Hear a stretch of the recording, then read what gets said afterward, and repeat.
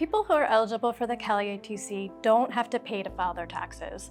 They're qualifying for free tax prep services like VITA.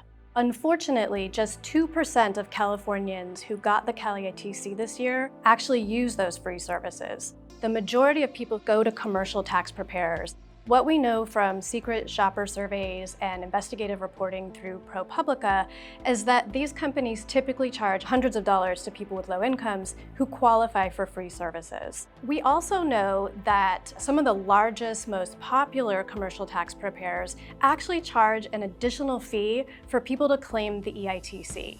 These companies are actually taking a cut from anti-poverty tax credits in order to boost their profits.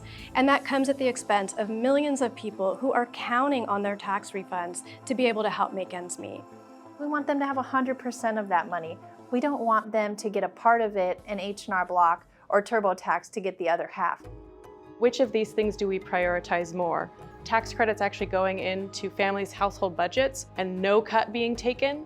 Or families having to go to predatory paid preparers, forking over hundreds of dollars per filing that should be going into their wallets. They don't necessarily know that they have free options. It's important for communities to know about VITA services that can act as connectors to things like the California Earned Income Tax Credit, which basically means more money in the pockets of workers and families. Paid preparer companies like H&R Block, TurboTax, and just private firms have been benefiting from keeping tax filing a mystery. Last year nationwide, we saw about $2.6 billion going to advertising and outreach from commercial preparers, compared to $20 million for free services in California.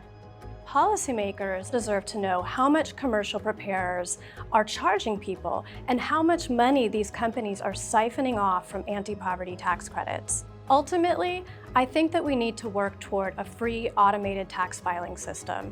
That's the norm in many other countries, and there's just no reason why that shouldn't be the norm here as well.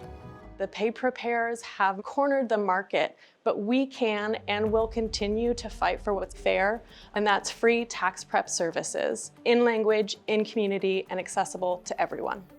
We need to make sure that we're putting in resources so that VITA sites who have thousands of volunteers who are serving everyday families in their communities are able to do that work. The best thing that we can do is help our communities learn how to file, help them develop that expertise with consistent funding and investments.